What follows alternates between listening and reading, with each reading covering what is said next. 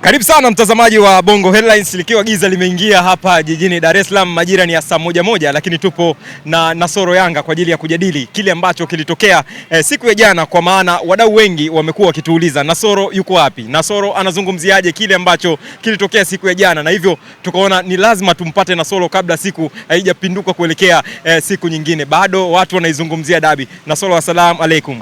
Wa alaikum salaam wa rahmatullahi ta'ala wa barakatuh. Vizuri kabisa. Mimi nipo vizuri sana.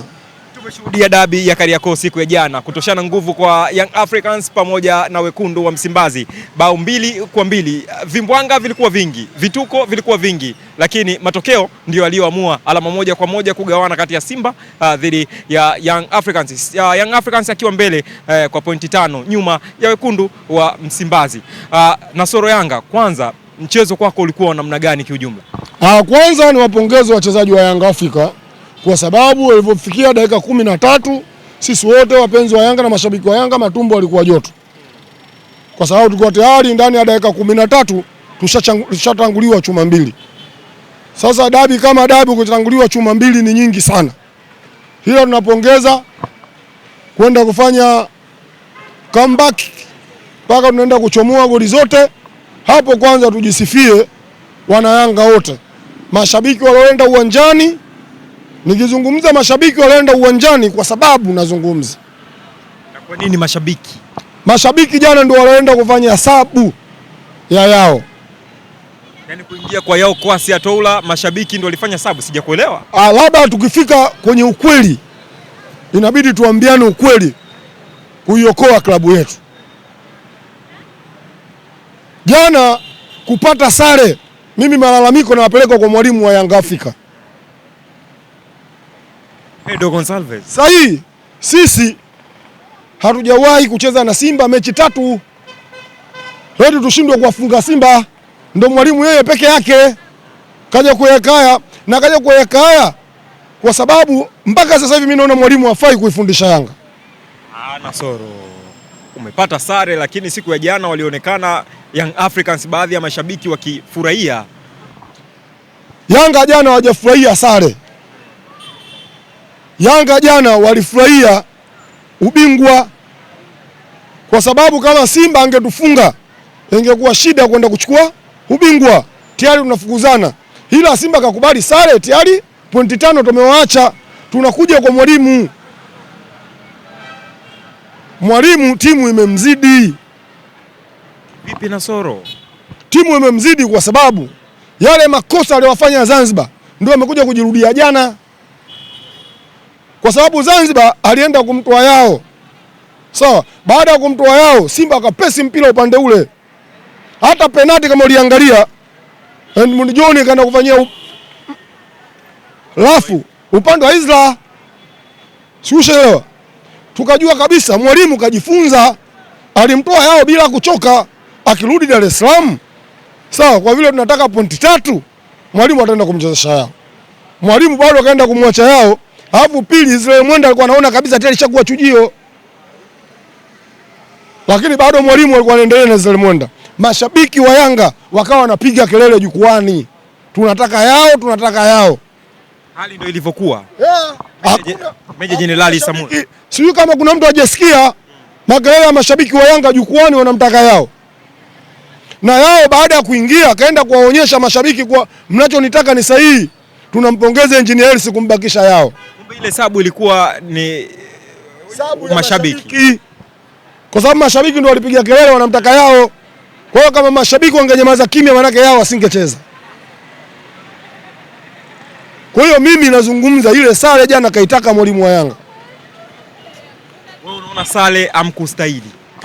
Sisi sio Simba kutoa nao sare. Mechi 2 haijawahi kutokea. Kwa hapa karibuni kuanzia mwaka 2010 mpaka 2026 tunaongea. Simba hajawahi kupata mfululizo sare na Yanga.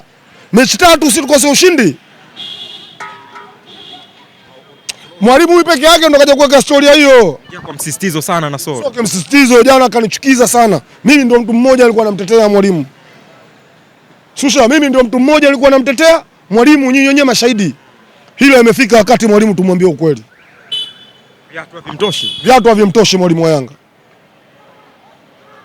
Viatu havimtoshi. Licha kwa yale yote ambayo ameyafanya ndani ya klabu ya Young Africans. Sawa, sisi tunaangalia tumecheza dabi 3 hizi. Kwa sababu dabi hapa ni Simba na Yanga. Tushacheza dabi 3, mwalimu hajashinda dabi hata moja. Sawa, na sio desturi yetu. Sio desturi yetu. Tunarudi upande wa mechi. Kabla ya mechi bado siku moja mimi niliongea kutumia kipaza chenu kuwa na uhalakini na muamuzi anakuja kuchezesha mechi, kwa sababu hakuna dabi yoyote muamuzi anaenda kutangazwa kesho mechi afu saa 7 mchana. Nadhani Watanzania wote wameenda kuona kitu gani nilichokuwa nakiongea. Muamuzi jana alikuja na maagizo. Kama ulitazama mechi vizuri, mimi nazungumzia football. Hani waamuzi wale bora tuendelee kubaki na waamuzi wetu. Bado nalalamika. Waamuzi wale bora tuendelee kubaki na waamuzi wetu. Kasoro ulizoziona ni zipi Nasoro? Ya kwanza Pedro Pacome Zouzoua ilikuwa sio offside. Hakuna offside mchezaji aliyochomoka kwa watu wawili. Offside duniani hakuna. Kairudieni mechi. Kairudieni mechi. Hakuna offside mchezaji aliyochomoka. Si ushaelewa mpaka hapo? Hila yule muamuzi kaenda kwa nyima Yanga lile goli. Si ushaelewa? Hapo pili muamuzi alikuwa anachezesha kadi za njano, anatoa upande mmoja, upande wa pili atoe kadi za njano. Nyie mjaona hilo? Nyie mlikuwa wapi mnatizama? Kwa upande wa Young Africans kadi 2 zilitangulia mapema. Tena mapema tu anatoa kadi watu, lakini hakuna mtu aliocheza alafu mbaya jana kama Yusuf Kagoma. Hakuna. Ila anakwenda kila mara anaenda anamuonya. Na ndio maana niliuliza, mnaleta waamuzi kutoka nje. Kama wakikosea wanaenda kuadhibiwa na nani?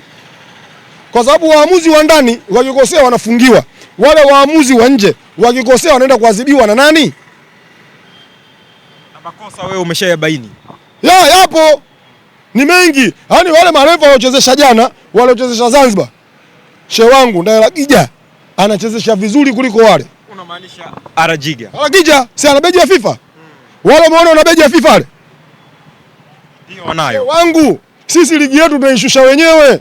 Hauwezi sisi eti ligi yetu kaenda kumchukua refa Kenya. Sina Kenya hapo juu nani? Kwa viwango vya mpira.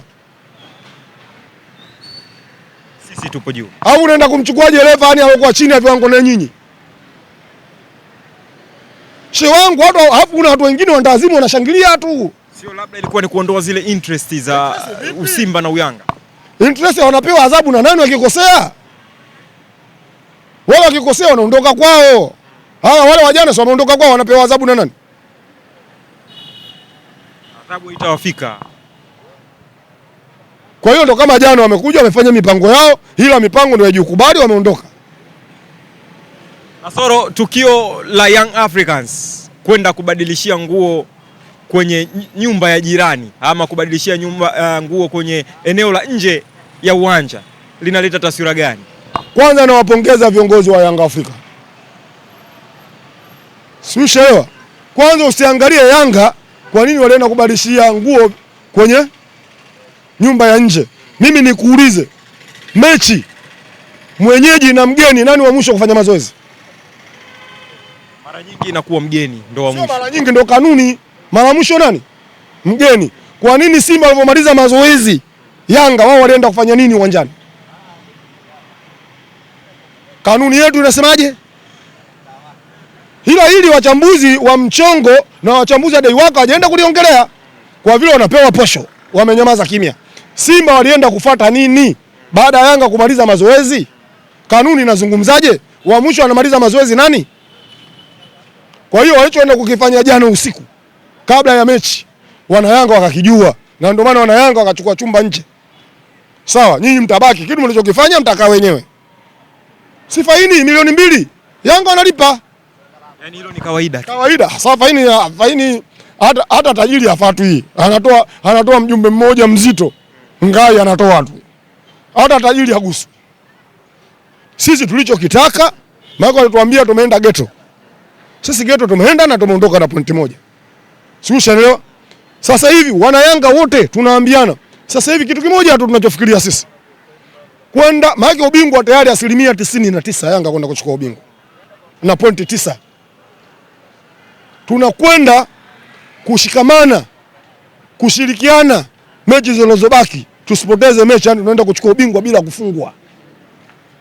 Sababu mpaka sasa hivi hatujafungwa. Kwa hiyo sisi tunataka kwenda kuchukua ubingwa bila kufungwa, kwa sababu mpaka jana kwenye ligi, mechi za ligi tu tumetimiza mechi 50 bila kufungwa. Mechi 50 bila kufungwa ndani ya ardhi ya Tanzania.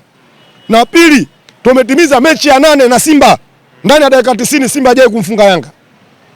Na kama yupo mwenye rekodi hiyo, aje mimi nitatembea uchi Dar es Salaam mzima na nitampa 200,000. Nasoro, kilichofanyika leo na klabu ya Young Africans kupitia afisa habari Ali Shaban Kamwe kutangaza tukio lile la Alan Okello dhidi ya Rushan De Reuck kwamba litauzwa. Sio litauzwa, tushanunua. Wana Yanga washanunua. Lile tukio ni sahihi, ni sahihi kwenda kuliuza. Si kala tope. Si unazungumza kula tope? Kabisa. Si unazungumza De Reuck tukio anakula tope na Alan Okello fundi wa kabisa. Si ndio? Kabisa. Hile maana yule beki alisema Tanzania hakuna mtu wa kumfanyaje? Hakuna mchezaji wa kumsumbua yeye. Kwenye ligi ya nini? Ya Tanzania. Ndio kaonyeshwa kwa kuna mtu mmoja anaitwa Alan Okello fundi wa mpira. Niliwahi kukuambia Lamine Lamali yule mtoto ukao unielewi. Nadhani sasa hivi mnaanza kunielewa. Young Africans kama hamna dogo hivi. Hadi hilo nalo. Dogo sasa si tunanunua. Unauliza hadi hilo nalo? Sasa si tumeamua wenyewe tununue. Si tulikuwa tunainunua ile chenga, leo tumeinunua kwa shilingi 5,500. Kwa hiyo mtu atanunua anune. Kama uliona na tayari imepostiwa. Imefika milioni 10 watu walionunua. Sasa kama haijapostiwa, watu wangenunua. Hiyo ndio raha ya Yanga Afrika. Labda nikwambie, kwanza watu wamekunywa chai ya ubingwa, maana sisi tushakunywa chai ya ubingwa leo. Sisi tushakunywa chai ya ubingwa. Mbona mapema sana? Sasa nani wakwenda kuzuia? 10 ni nyingi. Mechi 10 wewe mwangalie nani wakwenda kuzuia? Tuwatazama Azam Football Club. Azam wanakuja machinjioni KMC. Shika yangu. Tuwatazama TRA. Nani? TRA United. TRA. Akifungwa goli ndogo 4. Yupo Chobwedo. Akifungwa ndogo 4. Kwani Chobwedo toka anza kucheza mpira kai kufunga Yanga? Wapo JKT Tanzania. Nani? JKT Tanzania. Mechi iliyopita alikula 5. Unaenda Meja Jenerali Samuel. Tena mechi iliyopita imekuwa Meja ya Samuel, sisi tumeenda jana tumetoka. Unatuambia Meja ya Samuel gani? Shehe wangu nimekuambia jana Yanga imetimiza mechi 50. Ndani ya ardhi ya Tanzania hakuna mtu aliyomfunga Yanga. Kwani hao wote hawapo? Unanitajia wote si wapo? Yanga ameshindikana kwenye ligi hii. Sawa? Kwenye ligi tumefikisha mechi 50. Ukizungumza CRDB mara ya mwisho. Sawa? 2021 kufungwa. Huu mwaka wa 3 Yanga hajafungwa. Kwa baba unatutajia nani kwenye ligi hii? Kama shangazi mtu jana kashindwa. Hali shangazi mtu anaongoza chuma 2, kashindwa kushikilia bomba la moto. Sasa tungewaweka sisi. Wangesikia kwenye redio. Nasoro, mna mchezo mwingine siku ya Jumatano dhidi ya KMC FC. Mchezo huo unautazamiaje kwa Young Africans? Mfupa mgumu ama vipi? Kwanza mchezo na KMC ndio naenda kuona ndani ya ligi ya Tanzania msimu huu inaenda kufungwa triki ya kwanza. Kwa sababu mpaka sasa hivi zimebaki mechi 10 ligi ishe. Si ndio? Hakuna mchezaji yote aliyofunga triki. Ila Prince Dube, Mpomelelo mtoto wa mfalme, Jumatano anaenda kupiga triki ya kwanza ndani ya ardhi ya Tanzania. Hii weka Prince Dube kesho Jumatano, maana kesho tukilala Jumanne, Jumatano Prince Dube anaenda kupiga triki ya kwanza ndani ya msimu huu ligi hii. Ndio mfungaji bora mtarajiwa. Shukrani Nasoro. Asante.